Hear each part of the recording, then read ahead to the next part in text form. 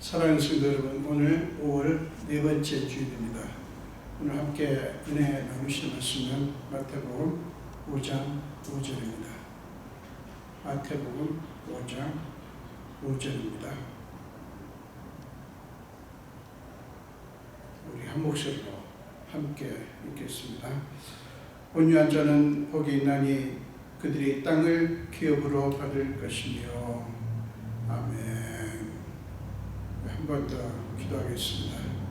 예수님, 부족한 중에 오늘도 죄인이지만 주님의 말씀을 전하라고 사명을 맡겨주셨기에 순종하고 말씀을 들고 하나님의 존재함과 주님의 사랑하시는 자녀들 앞에 섰습니다. 오 성령님이시여, 저를 불쌍히 여기시고 제게 임하사 성령의 불로 종의 입술을 찢어주시고 정하게 하사 하나님의 말씀이 온전히 선포될 수 있게 하여 주옵소서. 감사드렸고 예수 이름으로 기도합니다. 아멘.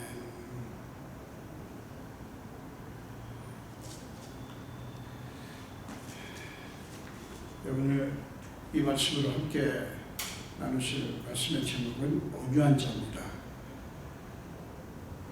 여러분, 온유하다고 하는 것이 무엇일까요? 여러분, 온유하다고 하면 여러분은 어떤 생각이 드십니까? 온유하다고 하는 것이 무엇이기에 주님은 온유한 자는 복이 있나니 그들이 땅을 기업으로 받을 것이며 라고 말씀을 하셨을까요? 여러분, 솔직히 온유라는 말은 우유부단함이나 무능함을 연상하게 합니다. 그러면 주님이 말씀하시는 온유는 무엇일까요? 무조건 참고 화내지 않고 불의를 보고도 아무런 반응하지 않고 심지어는 상대방이 악을 행해도 가만히 있는 사람, 그 사람을 온유한 자라고 하시는 것일까요? 여러분, 마태복음 11장 29절 말씀을 보면 예수님은 이렇게 말씀하죠. 나는 마음이 온유하고 겸손하니 나의 멍에를 메고 내게 배우라. 그러면 너희 마음이 쉼을 얻으리니. 이렇게 말씀을 했습니다. 여러분, 이 마태복음 11장 29절의 말씀, 나는 마음이 온유하고 겸손하니 라고 하는 예수님의 말씀 속에 온유함의 비밀이 담겨 있습니다. 여러분, 나는 마음이 온유하고 겸손하니 라고 하셨을 때 그것은 하나님 아버지에 대한 예수님의 모습을 보여주는 거예요. 자기를 세상에 보내신 하나님 아버지와의 관계를 강조하는 것입니다. 요한복음 6장 38절을 보겠습니다. 요한복음 6장 38절입니다. 내가 하늘에서 내려온 것은 내 뜻을 행하려 함이 아니요 나를 보내신 이의 뜻을 행하려 함이니라. 지금 예수님은 아버지와의 관계를 이렇게 표현합니다. 내가 하늘에서 내려온 것은 내 뜻을 행하려 한 것이 아니다 하는 거예요. 나를 보내신 이의 뜻을 행하려는 것이다. 이렇게 말씀을 했습니다. 지금 자기를 보내신 하나님 아버지와의 관계를 그렇게 표현을 했죠. 또 많지만 한 군데를 더 보겠습니다. 요한복음 12장 27절을 보겠습니다. 요한복음 12장 27절입니다. 지금 내 마음이 괴로우니 무슨 말을 하리요? 아버지여, 나를 구원하여 이 때를 면하게 하여 주옵소서. 그러나 내가 이를 위하여 이 때에 왔나이다. 이렇게 말씀하십니다. 자, 이 말씀을 마가복음 14장에서는 어떻게 표현을 했냐면 이 겟세마네 동산에서의 처절한 기도 속에서 주님은 아버지여, 아버지께는 모든 것이 가능하오니 이 잔을 내게서 옮기시옵소서. 그러나 나의 원대로 마옵시고 아버지의 원대로 하옵소서. 마가복음 14장 36절에서 그렇게 표현을 하셨어요. 다 이 말씀이 뭡니까? 요한복음 6장이나 12장이나 그리고 마가복음 14장 말씀이나 예수님의 하나님 아버지에 대한 태도를 보여주는 거예요. 여러분, 이 성경 구절들이 강조하는 게 뭡니까? 예수님은 언제나 자기를 보내신 아버지의 뜻을 주목하셨고 그 뜻에 전적으로 순종하셨다는 사실을 강조합니다. 주님이 그렇게 하신 것은 자기를 보내신 하나님 아버지를 전적으로 신뢰하셨기 때문에 그러셨던 거예요. 여러분, 하나님을 전적으로 신뢰하신 것, 예수님이 자기를 보내신 하나님 아버지를 전적으로 신뢰하신 것, 그것이 예수님의 온유함과 겸손이에요. 여러분, 우리가 성경적인 온유함의 의미를 조금 더 알기 위해서는 성경적인 인간관을 먼저 알 필요가 있습니다. 로마서 3장 10절에서 15절 그리고 23절을 보겠습니다. 로마서 3장 10절에서 15절 그리고 23절입니다. 기록된 바 의인은 없나니 하나도 없으며 깨닫는 자도 없고 하나님을 찾는 자도 없고 다 치우쳐 함께 무익하게 되고 선을 행하는 자는 없나니 하나도 없도다. 그들의 목구멍은 열린 무덤이요 그 혀로는 속임을 일삼으며 그 입술에는 독사의 독이 있고 그 입에는 저주와 악독이 가득하고 그 발은 피 흘리는 데 빠르지라. 파멸과 고생이 그 길에 있어 평강의 길을 알지 못하였고 그들의 눈앞에 하나님을 두려움이 없느니라 함과 같으니라. 모든 사람이 죄를 범하였음에 하나님의 영광에 이르지 못하였더니, 이렇게 말씀합니다. 여러분, 이 말씀은 이 말씀은 인간 문제의 근원에 대한 말씀이에요. 인간 문제의 근원이 뭔가, 무엇 때문에 인간에게는 이런저런 문제가 있고 고통이 있고 아픔이 있는가. 지난주에도 우리 생각했지만 그것을 짚어주는 말씀이에요. 인간 문제의 근원이 무엇입니까? 인간의 죄성이에요. 죄성이 뭔데요? 죄에 대한 기질과 감각이에요. 인간의 죄성이 인간 문제의 근원적인 핵심 문제라고. 성경은 한결같이 인간 문제의 핵심은 죄라고 명확하게 말씀합니다. 죄 때문에 인간은 하나님의 성품을 담고 창조된 본래의 모습을 잃어버렸고, 그때부터 인간은 자기 힘으로는 절대로 극복할 수 없는 죄의 속박 속에 놓이게 된 거예요. 여러분, 이것이 성경적인 인간관입니다. 여러분, 사람이 소중한 존재인 것은 틀림없지만 안타깝게도 죄로 인해 망가진 존재입니다. 우리 인간이 소중한 존재인 것은 틀림없어요. 그렇지만 죄로 말미암아 망가졌어요. 이것을 솔직하게 인정하고, 이 사실을 솔직하게 인정하고 자기 자신에 대한 통제를 포기하고 하나님의 통제라고 하는 것이 뭡니까? 하나님의 다스리심이에요. 하나님의 다스리심에 맡기는 것이 온유의 시작입니다. 맡김이, 하나님을 신뢰하고 맡기는 것이 온유함의 시작이에요. 자신의 무능함을 깨닫고 하나님 없이는 살 수 없다고 하는 것을 자각하는 데서부터 온유함이 시작되는 거예요. 그리고 모든 피조물은 하나님의 다스리심 안에 있다고 하는 것을 믿고 우리 자신을 하나님께 맡기고 순종하는 것이 온유함입니다. 여러분, 성경적인 온유함의 의미를 좀 몇 가지로 정리를 해보도록 하겠습니다. 첫째로, 온유함은, 성경적인 온유함은 하나님의 뜻, 하나님의 길을 거역하지 않고 기꺼이 받아들이는 것입니다. 하나님의 뜻, 하나님의 길을 거역하지 않고 기꺼이 받아들이는 거예요. 그런데 여러분, 이것은 결코 쉽지 않죠. 왜 그렇습니까? 하나님의 뜻과 하나님의 길을 우리는 자꾸만 우리의 잣대로 재고 우리의 관점으로 이해하려고 하기 때문이에요. 우리의 그 어떤 잣대로 자꾸 하나님의 길을, 하나님의 뜻을 자꾸 재는 거예요. 판단하는 거예요.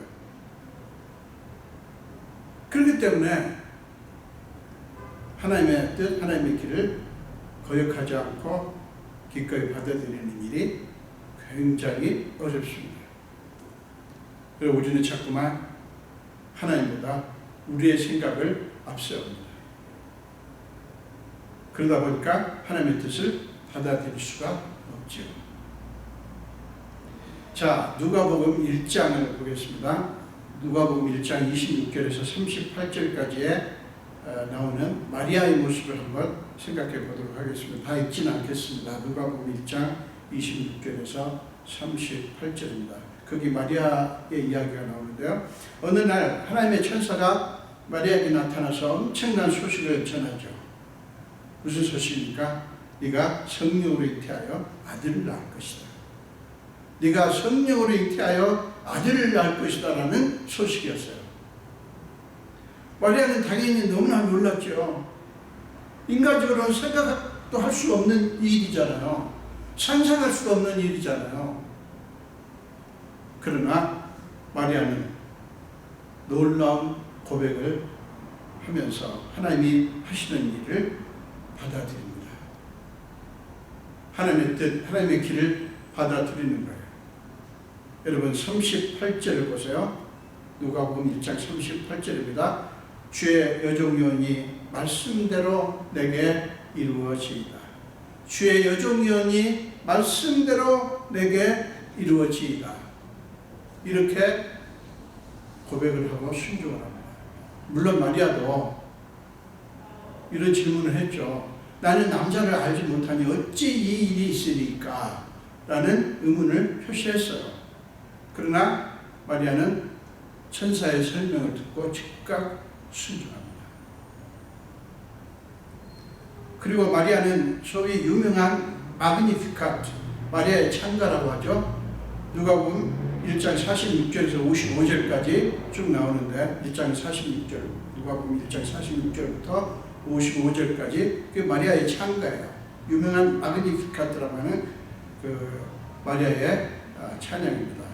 거기서 그 마리아는 이렇게 노래합니다. 47절, 48절에서 내 마음이 하나님 내 구주를 기뻐하였으면 그의 여종의 비천함을 돌보셨습니다. 보라 이제 후로는 만세에 나를 복이 있다 일컬으리로다. 이제 후로는 만세에 나를 복이 있다 일컬을 것이다. 이렇게 고백을 하는 거예요. 찬가를 부르는 거예요. 마리아가 하나님의 뜻을 기쁘게 받아들였다고 하는 것을 보여주는 말씀이잖아요. 원망하는 것이 아니라, 여전히 의구심을 가진 것이 아니라 하나님 하신 일에 감격해 하지 않습니까? 마리아는 왜 나에게 이러세요?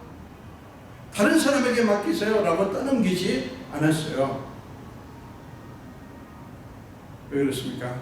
자신의 뜻이 아니라 하나님이 원하시는 것을 주목했기 때문에, 자신의 뜻이 아니라 하나님이 원하시는 것을 주목했기 때문에 거기에 자신을 맡긴 거예요.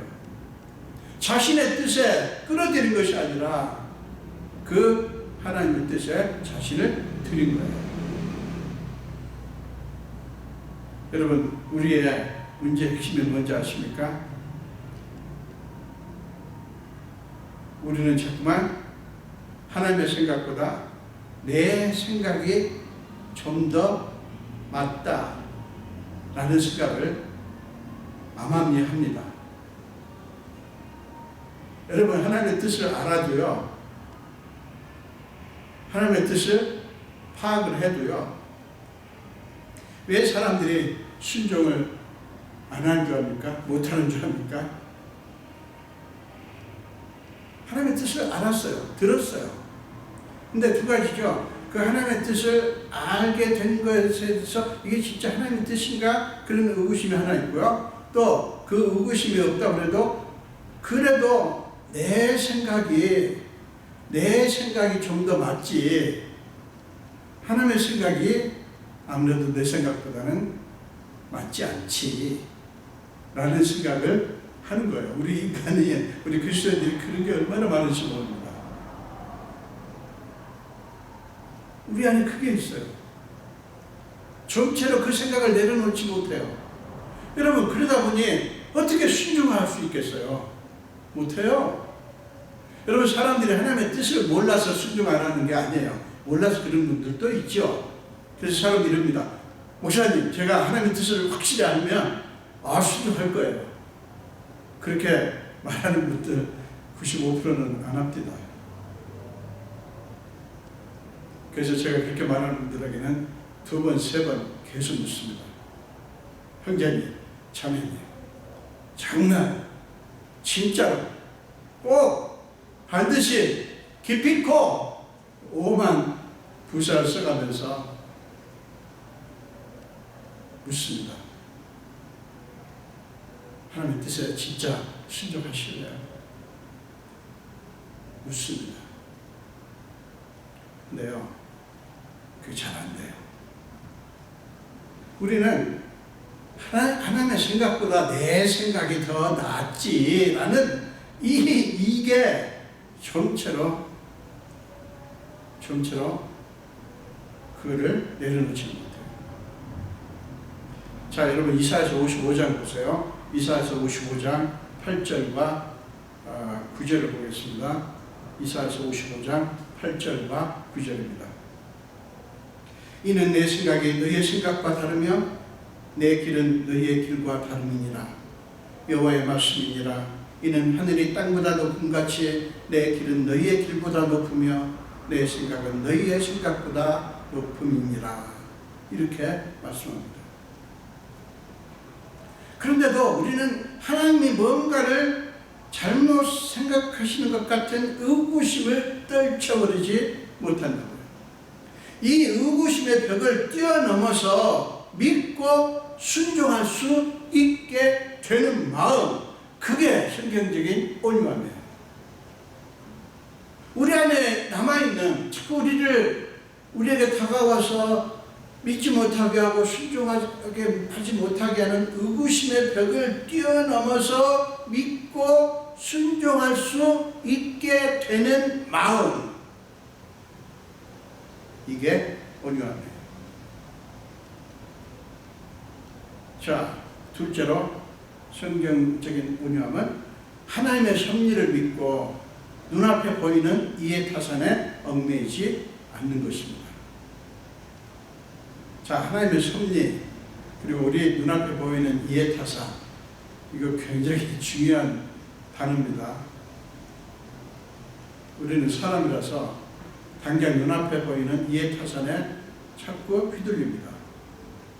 저도 그렇고 우리 다 그래요. 그런데 그것을 바로 잡아주는 게 뭐냐면 하나님의 섭리에 대한 믿음이에요. 자, 창세기 26장을 보겠습니다. 창세기 26장 16절에서 22절까지를 제가 읽지는 않겠습니다. 먼저 여러분들이 펴서 보시기 바랍니다. 창세기 26장 16절에서 22절이에요. 여기 말씀을 보면 이삭이 어렵사리 우물을 팔 때마다, 여러분 우물 나올 것을 찾는 것 자체도 굉장히 힘들고요. 요새처럼 물줄기를, 물의 근원을 찾는 여러 가지 방식이 발달되어 있는 때도 아니고, 여러분 그 고대에 얼마나 우물에 물 나올 자리를 찾는 게 힘들겠어요. 근데 어쨌든 어렵사리 그걸 찾아가지고 우물을 팔 때마다 가나안 땅 사람들이 와서 그 우물이 자기들 것이라고 주장하면서 그 우물을 빼앗는 이야기가 계속해서 나옵니다. 당시에 물이 나올 때까지 우물을 파는 일은 그 당시에 그 이스라엘 땅에서 가나안 땅에서 굉장히 힘든 일이었습니다. 그런데 두 번씩이나 어렵게 판 우물을 빼앗겼으니 여러분 이 정말 이삭으로서는 얼마나 분통 터질 일이겠어요. 얼마나 억울하겠어요. 얼마나 애써서 팠는데 뭐 기계로 파는 것도 아니고요. 어렵게 파서 이제 물을 얻은 건데 자기들 뜻이라고 빼앗는 거예요. 그런데 이삭은 그 억울함까지 하나님의 주권에 맡기고 그들과 다투지 않았어요. 하나님의 섭리에 맡기고 다투지 않은 거예요. 빼앗기는 것은 분명히 손해입니다. 고통스러운 일입니다. 그러나 이삭은 그들보다 하나님을 더 믿었고 하나님의 섭리를 믿은 거예요. 그래서 이삭은 다른 곳으로 옮겨서 세 번째 우물을 합니다. 그런데 이번에는 그들이 시비를 걸지 않았어요. 그래서 이삭은 그 우물 이름을 르호봇이라고 부르고 이렇게 선포를 하죠. 이제는 여호와께서 우리를 위하여 넓게 하셨으니 이 땅에서 우리가 번성하리로다. 26장 22절에서 그렇게 믿음의 선포를 합니다. 여호와께서 우리를 위하여 넓게 하셨으니 이 땅에서 우리가 번성하리로다. 하나님의 섭리를 그렇게 선포합니다. 그래 여기저기로 우물을 옮기면서 우물을 파게 된 그 일을 하나님이 우리를 위하여 넓게 하셨다. 이렇게 믿음의 해석을 한 거예요. 자, 잘 보세요. 그는 여기저기로 옮겨 다니면서 우물을 파게 된 그 고통스러운 그 고생된 일을 하나님이 우리를 위하여 넓게 하셨다. 라고 믿음의 해석을 한 거예요. 하나님을 믿고 하나님의 섭리에 맡기는 사람만이 그렇게 고백할 수가 있습니다. 사랑하는 여러분, 이것이 온유함이에요. 여러분, 사람이 아니라 하나님의 주권과 하나님의 섭리를 믿고 거기에 맡길 때 우리는 눈앞에 있는 손익에 매달리지 않을 수 있어요. 눈앞에 있는 손익, 거기에 매달리지 않을 수 있는 길은 하나님의 주권과 섭리를 믿고 맡길 때 가능해요. 우리는 그 길을 택해야 되는 거죠. 여러분, 이삭처럼 하면 계속해서 망하기만 할 것 같지만, 그렇게 했다가는 다 망할 것 같지만, 여러분, 하나님은 그런 사람에게 땅을 기업으로 주십니다. 그게 오늘 본문의 약속이잖아요. 그것이 온유한 사람에게 주시는 하나님의 상급이에요. 땅을 기업으로 주신다고 하는 것은 지경을 넓혀 주신다는 것, 영향력이 넓어지게 해주신다는 거예요. 야곱 이삭은 이미 2개의 우물을 빼앗겼지만 성경은 그 2개의 우물도 이삭의 우물이라고 합니다.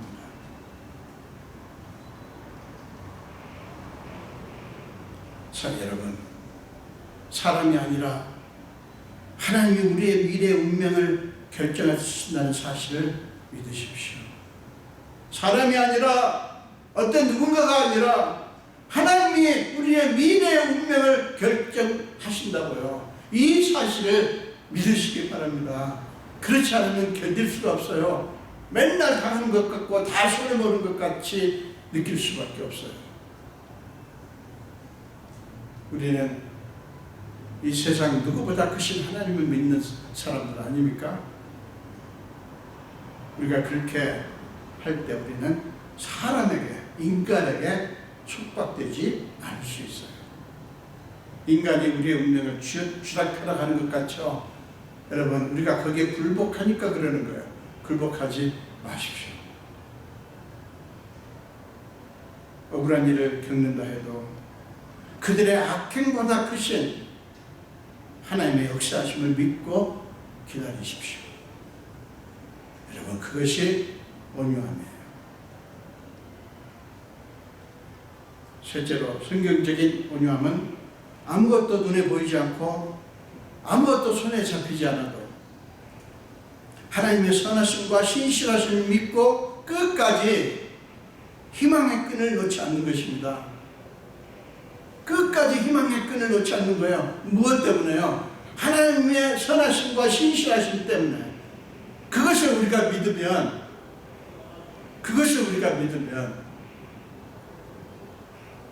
희망을 잃지 않을 수 있어요.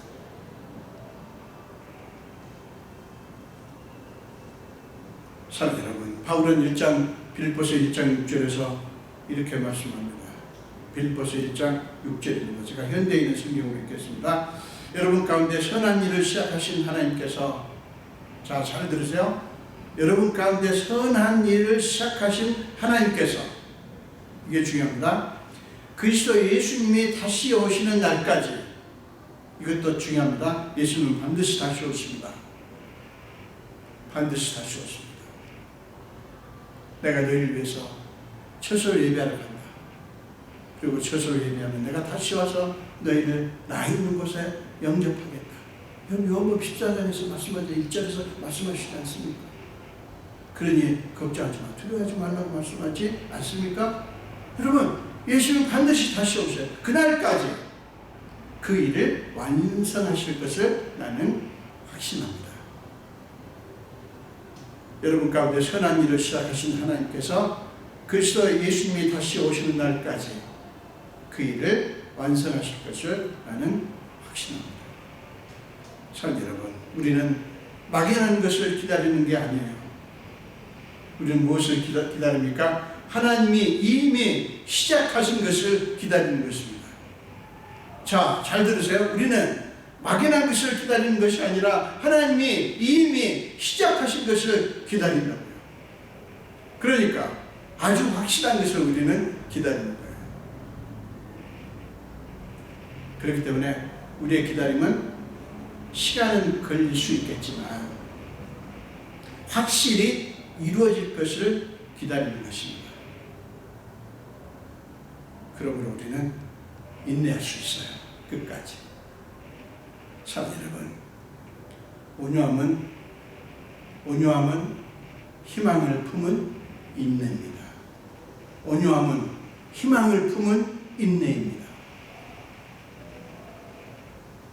여러분, 하나님의 자녀인 우리는 우리가 원하는 것을 기다리는 것이 아니라 하나님이 이미 시작하셨고 장차 반드시 이루실 것을 기다리는 사람들이에요. 우리는 단순히 우리가 원하는 것을 기다리는 것이 아니라 하나님이 이미 시작하셨고 그리고 장차 반드시 이루실 것을 기다리는 사람들이에요. 이 사실을 잊지 마십시오. 이 말은 우리 개인의 욕구가 아니라 하나님이 약속하신 것을 붙드는 것을 말합니다. 우리의 소원이 아니라 우리를 향한 하나님의 소원이 이루어지는 것, 그것을 기대하라고 하시는 말씀이에요. 그런데 여러분, 솔직히 우리가 원하는 것이, 내가 원하는 것이 하나님이 우리를 위해서 원하시는 것보다 훨씬 낫다고 생각하는 버릇이 있어요. 아까 제가 말씀드렸죠? 자꾸 우리는 우리 생각이 하나님의 생각보다 옳다라는 그런 생각을 암암리에 한다고요. 지금 그 얘기를 제가 다시 강조하는 것입니다. 우리가 원하는 것이 하나님이 우리를 위해서 원하는 것보다 좀 낫지 않나라는 생각을 하는 버릇이, 습관이 있다고요. 이거를 떨쳐버리는 것이 믿음이에요. 쉽지 않습니다. 그러나 우리의 신앙의 목표가 이거예요. 왜냐하면 그게 우리의 문제거든요. 하나님의 신뢰가 잘 안 되는 게 우리의 문제라고. 사랑 여러분, 우리가 우리를 위해서 원하는 것보다 하나님이 우리를 위해서 원하시는 것이 비교할 수 없게 좋습니다. 여러분, 이 사실을 믿으십시오. 우리가 우리를 위해서 원하는 것보다 하나님이 저와 여러분을 위해서 원하시는 것이 훨씬 좋다고요. 이걸 믿으십시오. 그러면 여러분, 어떻게 되는 줄 아십니까? 우리의 뜻이 이루어지지 않아도 낙심하지 않게 됩니다. 왜요? 지금 하나님이 우리를 위해서 역사하실 거거든요. 그리고 결국에는 하나님이 이루실 것을 믿고 기다릴 수 있게 돼요. 이게 놀랍습니다. 여러분, 억울하게 노예로 팔린 요셉을 한번 생각해 보세요. 여러분, 우리가 잘 아는 그런 이야기 아닙니까? 노예 생활에서 풀려나서 고향으로 돌아가는 것이 요셉의 소원이었어요. 당연하죠. 그렇지 않겠습니까? 아니, 지금 노예에서 풀려나가지고 고향으로 돌아가는 게 요셉의 소원이었죠. 그러나 하나님의 소원은 뭔지 아십니까? 하나님의 소원은 후일에 요셉을 애굽을 다스리는 자가 되게 해서 애굽뿐만 아니라 이스라엘 백성과 주변의 온 백성들을 구원하는 것이었어요. 여러분, 무엇이 더 좋습니까? 무엇이 더 좋죠? 그래도 요셉이 종살이에서 풀려나서 고향으로 돌아가는 것이 더 낫겠습니까? 아니에요. 하나님의 생각이 옳아요. 하나님의 계획이 더 좋아요. 그래서 요셉은 확실하게 알 수는 없었지만 하나님의 선하심과 신실하심을 믿었기에 하나님이 하나님의 일을 이루실 때까지, 하나님께서 하나님의 일을 이루실 때까지 신실하게 기다릴 수 있었어요. 이 비결은 딱 하나예요. 하나님의 선하심과 신실하심을 믿은 거예요. 환경을 믿은 게 아니라, 상황을 믿은 게 아니라, 자신 자신을 믿은 게 아니라, 어떤 인간을 믿은 것이 아니라 하나님의 선하심과 신실하심을 믿었다고요. 사랑하는 여러분, 이런 믿음의 기다림이 바로 성경적인 온유함이에요. 마지막으로, 온유함은 하나님의 사랑에 대해서 끝까지 확신을 갖는 것입니다. 환경이 어떻게 바뀌든 끝까지 하나님의 사랑에 대한 그런 믿음을 놓지 않는 거예요. 끝까지 확신을 갖는 거예요. 여러분, 하나님의 사랑을 얘기할 때 중요한 게 뭡니까? 우리가 하나님을 사랑한 것이 아니라 하나님이 먼저 우리를 사랑하셨다는 사실이에요. 여러분, 하나님이 먼저 우리를 사랑하셨다라는 것은 뭔지 아십니까? 우리의 조건이 아니라 하나님이 우리를 사랑하시기로 하신 하나님의 의지를 강조하는 거예요.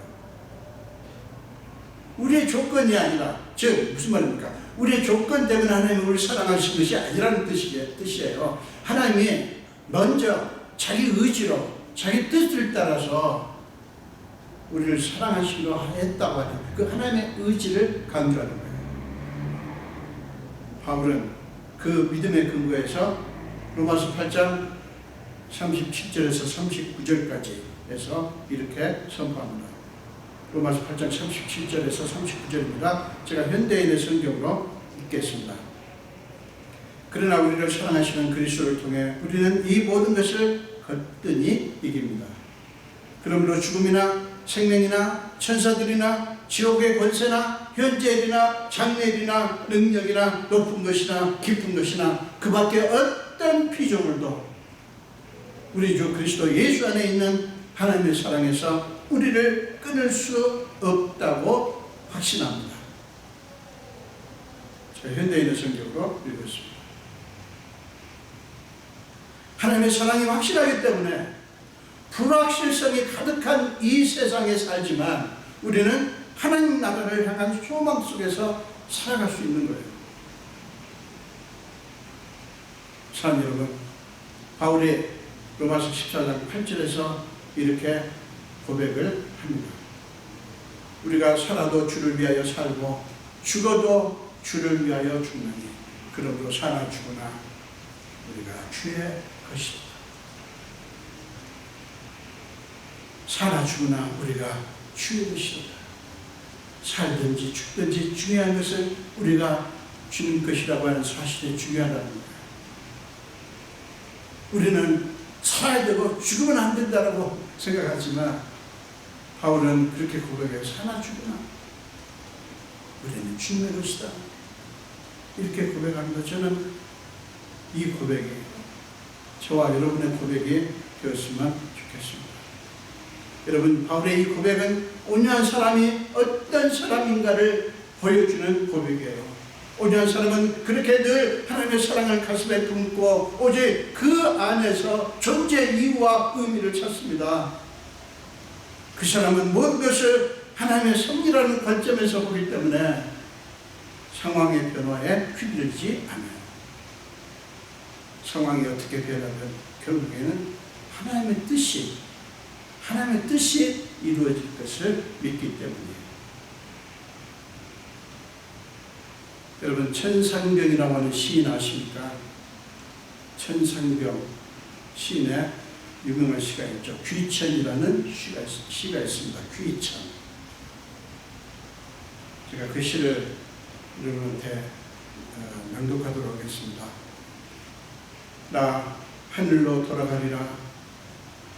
새벽빛과 닿으면 쓰러지는 이슬 더불어 손에 손을 잡고 나 하늘로 돌아가리라. 노을빛 함께 단둘이서 기슭에서 놀다가 구름 손짓합니다. 나 하늘로 돌아가리라. 아름다운 이 세상 소풍 끝내는 날 가서 아름다웠다라고 말하리라. 저는 이 시를 읽을 때마다 은혜가 됩니다. 천상병 시인은 천주교 신자입니다. 그래서 이런 시를 쓸 수 있는 거예요. 나 하늘로 돌아가리라.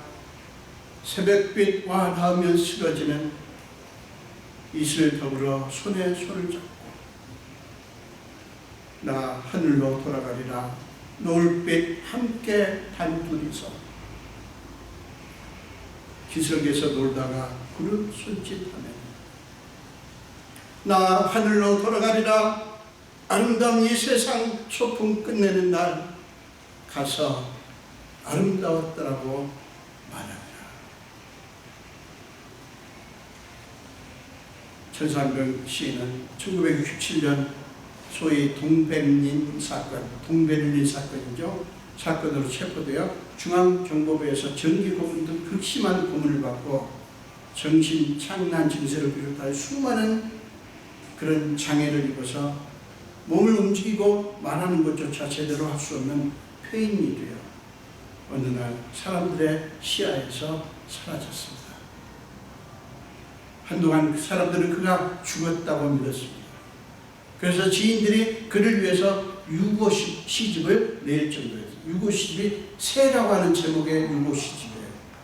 그러니까 돌아가신 분을 기념해서 내는 시집이 유고 시집 아닙니까? 지인들이 그를 위해서 유고 시집을 낼 정도였어요.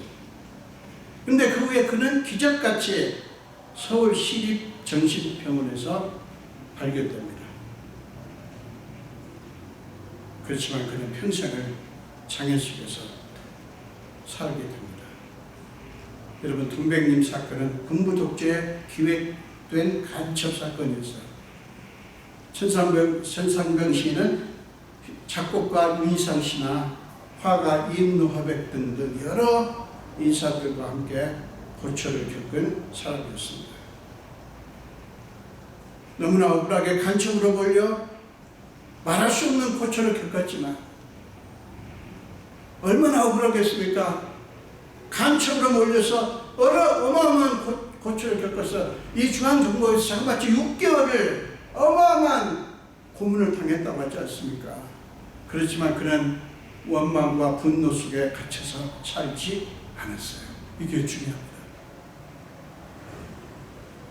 전주교 신자인 그는 자기를 올가매는 상황에 갇히는 대신에 하나님 나라의 소망을 붙들었기에 그의 영혼은 한없이 자유로웠습니다. 사람들은 그를 가리켜 성정이 맑은 사람이라고 말했다고 전해집니다. 그는 끝까지 그렇게 고초를 겪었지만 끝까지 맑고 천진한 마음을 담은 시를 쓰며 살다가 1993년 4월 28일 그가 그리워하던 아름다운 나라로 돌아갔습니다. 그는 하나님 앞에 서서 아름다운 이 세상 소풍 잘 끝내고 왔습니다. 하나님이 보내신 그 땅에서 나의 삶은 아름다웠습니다. 라고 고백했으리라고 생각됩니다. 사랑 여러분, 이런 사람이 온유한 사람이에요. 그냥 무조건 참는 사람, 불의해도 아무런 말을 하지 않고 그저 참고 견디는 사람이 아니라 이렇게 적극적으로 삶을 긍정하며, 우리가 삶을 왜 긍정할 수 있습니까? 하나님이 이 세상의 어떤 권세보다 하나님의 권세가 크심을 믿기 때문에, 하나님이 역사의 주인이시고 이 세상 모든 피조물의 주인이심을 믿기 때문에, 그 믿음 때문에 우리는 여전히 삶을 긍정할 수 있고, 우리를 그렇게 고통스럽게 하는 시간들 견뎌낼 수가 있다. 여러분, 이런 사람들이 온유한 사람이에요. 이런 사람이 믿음의 사람이에요. 사랑 여러분, 우리 모두 이렇게 온유한 사람, 이렇게 참 믿음의 사람들이 다 되시기를 주님의 이름으로 간절히 축원드립니다. 기도하겠습니다. 예수님 감사합니다. 오늘 또 생명 주시고 주의 전으로 불러주시고 함께 말씀을 나누게 하신 주님, 오늘 우리는 주님의 말씀하신 온유한 자가 복이 있다고 하는 말씀을 같이 나누었습니다. 아버지가 우리가 정말 온유하기를 원합니다. 주님이 나는 온유하고 겸손하니라고 말씀하신 것처럼 우리도 주님을 따라 온유하고 겸손하기를 원합니다.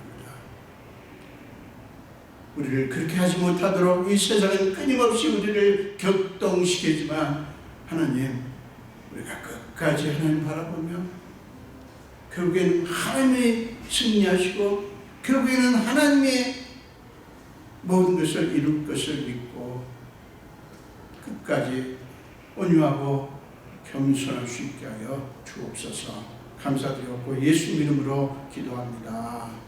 아멘.